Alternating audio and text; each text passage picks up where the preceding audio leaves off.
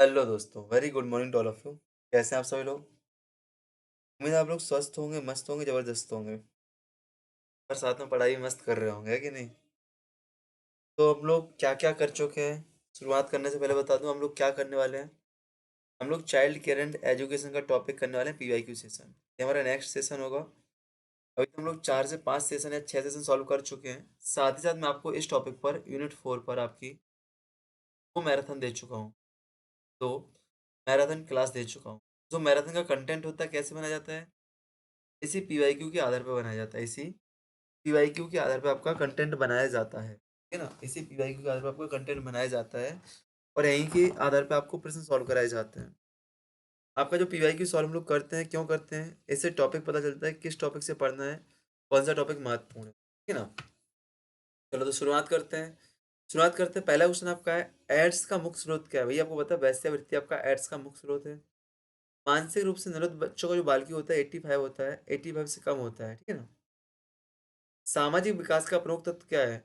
सामाजिक विकास का प्रमुख तत्व क्या है? आपका वातावरण, एनवायरनमेंट। सामाजिक विकास आपको जो होता है, सोशल डेवलपमेंट आपको जो होता है, सोशल डेवलपमेंट मैंने आपको पढ़ाया है टॉपिक, सोशल डेवलपमेंट पढ़ाया है कि नहीं? कल ही। प्रथम बार विकसित दंत से क्या होता है? प्रथम बार विकसित जो दूध के दांत होते हैं उसको हम प्रथम बार विकसित दांत कहते हैं, है ना? निम्न में से कौन विशेष शिक्षा का उद्देश्य होता है? तो समायोजन में सहायता, योग्यता का अधिगम विकास और आर्थिक स्वतंत्रता। तो उपरोक्त सभी आपके विशेष शिक्षा मतलब स्पेशल एजुकेशन आपको दी जा रही है। अच्छा, स्पेशल एजुकेशन किससे दी जाती है बताओ कमेंट में। स्पेशल एजुकेशन किससे दी जाती है? आपके माइंड में क्या है कि जो निःशक्तजन होते हैं क्या उन्हें नहीं?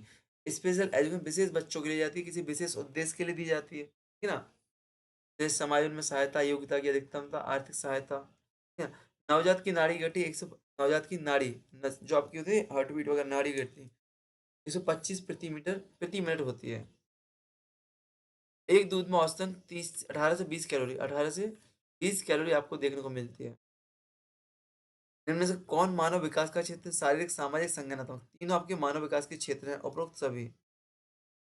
अब यहाँ पे क्वेश्चन आया, राष्ट्रीय एड्स नियंत्रण कार्यक्रम। आपको बता दूं, राष्ट्रीय एड्स नियंत्रण कार्यक्रम आपका जो है 1992 में शुरू होता है। 1992 में शुरू होता है, ठीक है ना? यहाँ पे 1987 आंसर कैसे दिया गया? तो 1986 में आपका नाको एनएससीओ की स्थापना होती है, national AIDS control organisation. National AIDS control organisation की स्थापना होती है 1986 और यही संस्थान, यही ऑर्गेनाइजेशन 1992 से एड्स प्रोग्राम, राष्ट्रीय एड्स नियंत्रण कार्यक्रम लागू कर रहा है, ठीक है ना? इस आंसर को सुधार लेना। मैंने इसके लिए ग्रुप में छोटी सी 1 मिनट की वीडियो भी शेयर की थी, उस वीडियो को शॉर्ट में भी मैं आपको शेयर कर दूंगा। नाको में और ना एनएससीपी में क्या है, क्या डेट का कन्फ्यूजन कैसे आपको, तो मैंने आपके व्हाट्सएप ग्रुप पर भी, आपके टेलीग्राम ग्रुप पर भी, दोनों जगह मैंने आपको शेयर की थी, ठीक है ना? बात का ध्यान देना कि आपका आंसर कहीं गलत ना हो जाए और डेट का आपको ध्यान रखना है। ब्रेल लिपि संबंधित होती है अंधे बच्चों से, जो आपकी ब्रेल लिपि होती है अंधे बच्चों के लिए होती है। शैशवावस्था के बालक को क्या कहते हैं? नवजात शिशु कहते हैं। यूनिसेफ द्वारा बेसहारा बच्चों के लिए कार्यक्रम 1992 से 1993 में चलाया गया था। शाला पूर्व शिक्षा आपकी होती है, अनौपचारिक शिक्षा होती है। मॉन्टेस्टरी विधि किससे संबंधित है? जो मानसिक रूप से निरुक्त बालक है उनकी शिक्षा की होती है मॉन्टेसरी विधि। गर्भस्थ शिशु विकास का सही क्रम क्या है? तो आपका होता है पहले ओवम होता है, फिर एम्ब्रियो होता है, तो लिम्ब और पिंड अवस्था। जब कल मैं आपको पढ़ा रहा था तो मैं यही शब्दावली आपसे बोल रहा था, इन शब्दावली को लिख लेना। इंग्लिश तो मैंने आपको पढ़ा है, हिंदी में भी पढ़ा है आपको, बट ये शब्दावली कुछ टेक्निकल है आपकी, बायोलॉजिकल। लिम्ब और पिंड, इनको एक बार लिख लेना वहाँ पे टॉपिक में, कल वाली क्लास के टॉपिक में। कौन सा गुण सृजनात्मकता से संबंधित है? थिंकिंग। आपके अंदर थिंकिंग होगी, सोच होगी, तभी तो आपका माइंड क्रिएटिव होगा, तभी तो आपका माइंड क्या हो, क्रिएटिव होगा। इनमें से कौन विशिष्ट शिक्षा में सम्मिलित है? तो कौन भैया विशिष्ट शिक्षाविद, विशिष्ट पाठ्यक्रम सामग्री और विशिष्ट क्रियाविधि, उपरोक्त सभी आपका विशिष्ट शिक्षा से संबंधित है।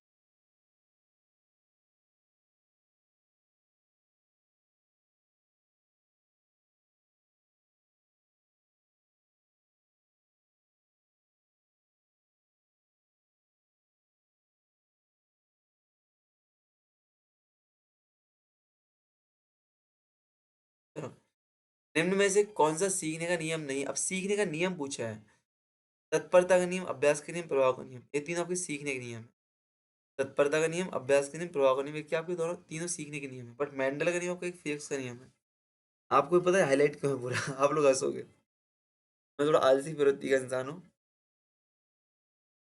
मैं इसको रात में ही रिकॉर्ड कर रहा था जब मैं सोने जा रहा था। तो रिकॉर्ड करके मैं सो गया। मैंने बंद नहीं किया। वो वीडियो 8 से 9 घंटे की हो गई।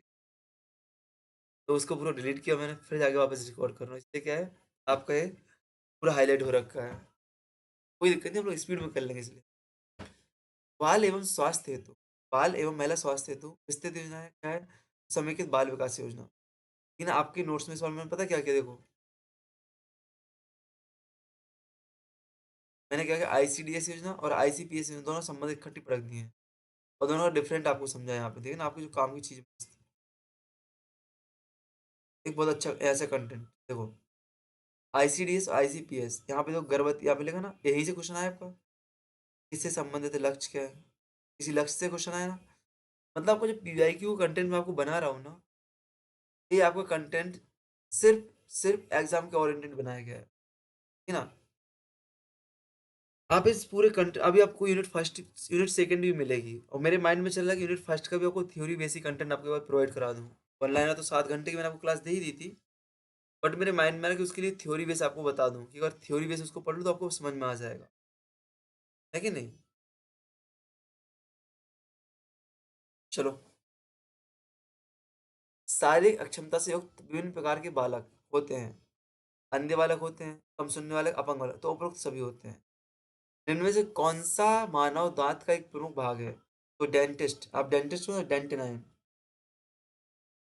डेंटिस्ट। हर लोग ने मानव विकास की 8 अवस्थाएं बताई हैं। तो आपको पता है 11 अवस्थाएं किसने बताई मानव विकास की, जल्दी बताओ। वंशानुक्रम का मुख्य भाग क्या होता है? जीन्स होते हैं। वंशानुक्रम का मुख्य भाग क्या होता है? जीन्स होते हैं। नाको का संबंध, वो नाको आगे ना 1986 में स्थापना हुई थी। इसका किससे, आपका एड्स से संबंधित है। मैं आपको बता दूं, यूनिट 4 में जो आपके बीमारियों से एक ही बीमारी दी गई, एड्स, या एड्स बीमारी दी गई। यदि कोई क्वेश्चन आ रहा है, कोई संस्थान आ रहा है, आप पे नाम नहीं बन रहा है, आप तुक्का मानना चाह रहे हो, तो आप क्या करेंगे, आप क्या करेंगे, आप सीधा तुक्का मारेंगे एड्स पे, नाको पे, एनसीपीए पे, एनएससीपी पे, ठीक है ना। इन 3 शब्द को रट लेना। यूनिट 4 में यदि कोई बीमारी का नाम आ रहा है ना, तो इन 3 के बाहर नहीं जाना आप। बिल्कुल, जब आप पे नहीं बन रहा है तब, ठीक है ना। प्रत्यक्षीकरण, आपूर्ति और अंतरण किससे है? प्रिपरेशन, एब्जॉर्प्शन, ट्रांसफर्स किससे है? कॉग्निटिव, संज्ञानात्मक डेवलपमेंट से, पढ़ा चुका हूँ कल। निम्न में से कौन भाषा विकास की अवस्था नहीं है? तो सामाजिक, सोशलाइजेशन।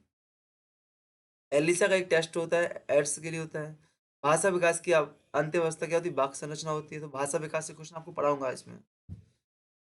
किन विशिष्ट बालकों को विशिष्ट बालक कहा जाता है? तो इन सभी बालकों, प्रतिभावान बालकों को देख लो, यही मैं बता रहा था आपको ऊपर, जो विशिष्ट बालक है, आपके उसमें सिर्फ जो आपके शारीरिक रूप से अक्षमतम अक्षम या मानसिक रूप से अक्षम है, सिर्फ वही बालक नहीं आएंगे इसमें। इसमें आपके सभी प्रकार के बालक जो विशिष्ट स्पेशल हैं, कुछ काम स्पेशल कर रहे हैं, है कि नहीं। जैसे कोई प्रतिभावान बच्चा है, तो वो भी आपका विशिष्ट बालक की श्रेणी में आएगा। जो आपका प्रतिभावान बालक, प्रतिभावान, वो भी आपकी विशिष्ट श्रेणी की उसमें आएगा, ठीक है ना। कम सुनने वाले बालक, कम सुनने वाले बालक के लिए उपयोग की गई शिक्षण विधि कौन सी है? तो उपरोक्त सभी। हस्तचिन्ह, भाषा, श्रवण यंत्र, ठीक है। रोना संबंधित है आपका, रोना किससे? आपकी भाषा से, लैंग्वेज से। पालन घर की स्थापना 1997 में हुई थी। विकास में परिवर्तन, गुणात्मक परिवर्तन है, कल ही बताया था। सृजनात्मक विकास हेतु आवश्यक तो होनी चाहिए संवेदन, चिंतन और तार्किकता, किसके लिए? सृजनात्मक, कॉग्निटिव डेवलपमेंट के लिए। गुणसूत्र किससे संबंधित है? तो गुणसूत्र आपके आनुवांशिक गुणों के स्थानांतरण से संबंधित। पूर्व प्राथमिक शिक्षा होती है इन तीनों के लिए, बौद्धिक जिज्ञासा के लिए, सौंदर्य बोध के लिए, और स्वस्थ वातावरण के लिए। रिपीटेड क्वेश्चन है आपका। नवजात शिशु के चेहरे तथा सिर की गोलाई का अनुपात 1:8 होता है। इनमें से कौन विशिष्ट बालक का वर्गीकरण नहीं है? कौन सा नहीं भैया? ये योजना है भाई, योजनाएं दी गई, योजना कहाँ वर्गीकरण होगा?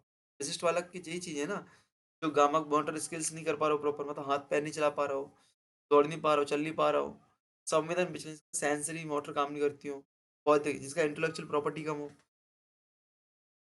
है ना, तो आपका बेगा विशिष्ट बालक में आएगा। निम्नलिखित में से डब्ल्यूएचओ की कौन सी गतिविधि है? तो तीनों गतिविधियां डब्ल्यूएचओ की, पर्यावरणीय स्वास्थ्य, मानव शक्ति विकास, और विशिष्ट रोगों का निरोध एवं नियंत्रण। पूर्वशाला बालकों की सीखने की आदत होती है, व्यक्तिगत आदर्श होती है। राष्ट्रीय विकलांग संस्था कहाँ पे? नई दिल्ली में आपकी। सीखने का तात्पर्य व्यवहार में स्थायी परिवर्तन। संरक्षण की आवश्यकता क्यों होती है? विकास के लिए, संवेगात्मक परिपक्वता के लिए, समायोजन के लिए। मैं स्पीड पता क्यों जा रहा हूँ? अब ये चीज़ आपको बताने लायक नहीं रह गई है। पीवाईक्यू में आपके टॉपिक्स में थ्योरी में सारी चीज़ें समझा चुका हूँ, है कि नहीं? तो आपको ये नहीं बताना कहाँ से क्या पढ़ना है, कैसे नहीं पढ़ना है, क्यों नहीं पढ़ना, कौन सा टॉपिक महत्वपूर्ण है, ये सारी चीज़ें आपको करा चुका हूँ मैं। बाल अधिकार की रक्षा किससे संबंधित होती है? तो आईसीपी से, आईसीपीएस से। आईसीपीएस, बालकों के संवेग किस प्रकार के होते हैं? असंतुलित, अस्थायी होते हैं, ठीक है ना? यहाँ पे आपका सेशन समाप्त। मैं यहाँ पे आपको बता दूं, मैं क्या कर रहा था, कंप्यूटर के पीवाईक्यू आपको दिख रहा था। मैं आपको क्या, कंप्यूटर कंटेंट बनाने के लिए इसका पीवाईक्यू देख रहा था मैं। तो आपके कंप्यूटर से तीन तीन टॉपिक आपके दिए गए कंप्यूटर से, क्या? MS office. एमएस ऑफिस के 4 से 5 भागों में देखना होता है कि एमएस एक्सेल देखना है, एमएस पावर पॉइंट देखना है, एमएस ऑफिस देखना है, एमएस आउटलुक देखना है, एमएस नोट देखना है, एमएस मेल देखना है, ये चीज़ें देखनी होती है ना? सीधी। और दूसरा आपको फंक्शंस की आपकी जो होती है, फंक्शन की विभिन्न यूज क्या होते हैं, अलग अलग डिवाइस करना है कि कहाँ पे एमएस ऑफिस में function क्या यूज है, गूगल पे क्या है, क्रोम पे, हर जगह पे function का यूज क्या होता है आपकी, F1 से F12 जो होती है। तीसरा आपको मोबाइल संचालन दिया गया है। तो मोबाइल संचालन क्या होता है, कैसे होता है, क्या ओएस होते हैं, क्या आईओएस होते हैं, मोबाइल से संबंधित जो शब्दावली है वो क्या है, विभिन्न ऐप जो सरकारी ऐप है उनको हमें पढ़ना है मोबाइल से संबंधित चैप्टर में, ठीक है ना? तो कंप्यूटर का जो कंटेंट रहेगा मैं आपको एक क्लास में प्रोवाइड करा दूंगा। मतलब कहने का है कि यूनिट 4 के बाद हम लोग क्या करेंगे, यूनिट 4 के बाद आपका, यूनिट 4 के बाद हम लोग कंप्यूटर की क्लास करेंगे। फिर एक आध दिन का अभी रेस्ट का टाइम बचा नहीं है आपका। यूनिट 4 की क्लास करेंगे पूरी खत्म। आज और कल में आपका यूनिट 4 हो जाएगा, आज और कल में यूनिट 4 आपके लिए पूरा मिल जाएगा। आज पूरी मैराथन आपको मिल जाएगी, कल आप देख लेंगे। परसों हम लोग कंप्यूटर का कंटेंट आपको प्रोवाइड करा देंगे, कंप्यूटर का कंटेंट आपको प्रोवाइड करा देंगे, ठीक है ना? परसों होगा डिटेल में पूरा, 100 150 मतलब 50 60 पेज का होगा। लेकिन आपको उसमें से कुछ कम ही चीज़ें पढ़नी होती है, तो वो मैं आपको जैसे क्लास में बताऊँ ना, ये चीज़ पढ़ लेना, याद कर लेना। तो थ्योरी पूरी आपको समझाऊंगा, लेकिन पीवाईक्यू बेस में क्या करूंगा, आपको कंटेंट याद करा दूंगा, ठीक है ना, क्लास में ही। और देन आपको पीडीएफ मिलेगी तो आप उससे पढ़ लोगे। फिर हम लोग यूनिट 2 पे आ जाएंगे, यूनिट 2 पर मैंने आपसे पहले ही कर दिया कि हमारा उद्देश्य क्या है कि 20 तक जो भी कंटेंट देना है, 20 तारीख तक, 20 तारीख तक मैं आपको दे दूँ। यूनिट 1 का, यूनिट 3 का, यूनिट 4 का, आपको पूरे चारों यूनिट का कंटेंट आपको 20 तारीख तक दे। यूनिट 1 का कंटेंट मैं आपको दे चुका हूँ, यूनिट 3 का दे चुका हूँ, यूनिट 4 का दे चुका हूँ। अब यूनिट 2 पे आते हैं। अगर 20 के पहले कुछ टाइम बचता है तो यूनिट 1 का भी थ्योरी बेस्ड कंटेंट मैं आपको देना चाहूँगा, और कुछ मिनी टॉपिक्स जो इंपॉर्टेंट है वो आपको देना चाहूँगा, ठीक है? तो बेस्ट ऑफ लक, जय हिंद, जय भारत। मिलते हैं लोग नेक्स्ट सेशन शाम को, मैराथन सेशन में।